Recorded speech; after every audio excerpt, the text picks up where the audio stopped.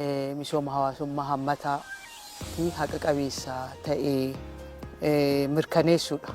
Ani badhaadhina dhugoomsuu kan jedhu kun murtii jabaa akka yaa'ii kanaatti murtaa'e.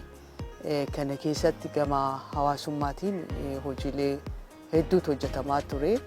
Waggoottan sadan darbanis barnoota keessatti gama fayyaatiin akkasuma gama aadaa, duudhaa, seenaa uummataa deebisuutiin kana qofa osoo hin ta'in daa'imman, dubartoota, maanguddoota rakkoo garagaraaf saaxilaman paartiin badhaadhinaa ka'umsi isaa kabaja ilmi namaa nyaatee jiraachuu qofa osoo hin ta'in akka namaatti kabaja namaaf malu qabaachuu qabaata. Kanaaf ammoo hammattummaa walqixa kan jedhu sun as keessatti haalli itti mirkanaa'aa dhufe hin jira jechaadha.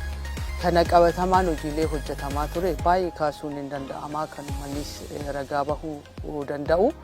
Paartii hammataas jedhameeti ifatti kan dadhabaanis addunyaanis ammaan tana ragaa itti bahaa jirani.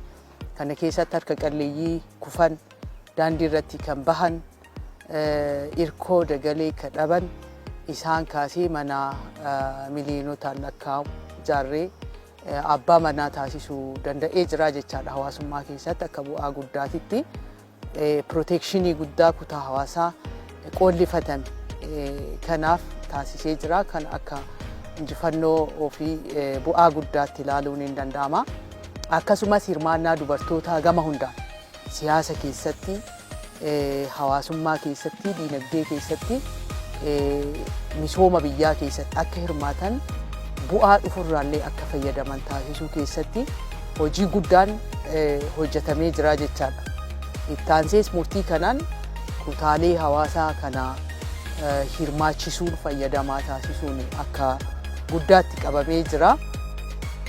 Kana qofa osoo hin taane duudhaa, seenaa, aadaa uummataa bakkatti deebisuu akkasumas turizimiin damee diinagdee guddaa tokko diinagdee hunda galeessaa mirkaneessina biyya keenya keessatti jennee kana dura damee diinagdee muraasa qonna qofa jedhamee qonni sunuyyuu karaa guutuudhaan hojiitti kan hiikamne hirkattummaa keessaa kan hin baane, kadhaa jalaa kan hin baane, birmadummaa diinagdee keenyaa kan hin kabachiisne, kadhaa qamadii jalaa kan haala ittiin baanetu jira jechaadha.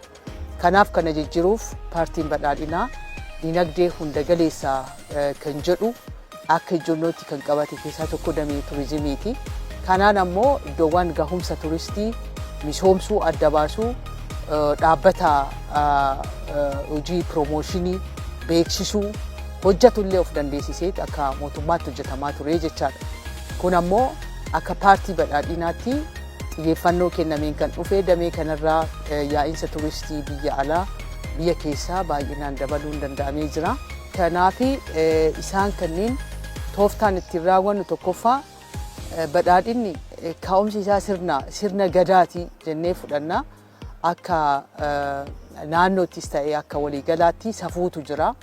Aadaa uummanni waliin jiraachuu, waliif kan qabu qooduu, aadaa hojii irratti qabu, tokkummaa seenessaa qeenxeerraas gara walootti fiduu keessatti illee uummanni keenya kaleessa waliin jiraataa ture. Isa kana gargaaramnee aadaaf duudhaa uummata keessa jirutti gargaaramnee mariiwwan uummataa sadarkaa hundatti kutaa hawaasaa hunda wajjin mari'achuun hanqinoota jiran sirriitti uummanni murtii kana qabate paartii jabaa mootummaa fi biyya jabduu ijaaruu fi hiikni inni qabu guddaa waan ta'eef gama hawaasummaatiin waan jiru kan rakkoolee kanneen furuu keessatti muuxannoonis jira waan ta'eef hanga ammaatti bu'aan lakkaa'uu dandeenyus jira waan ta'eef uummanni kana ka'umsa godhatee akka galtee guddaatti qabatee marii sadarkaa adda addaatti gaggeessuudhaan murtii kana raawwachuu keessatti uummanni hundi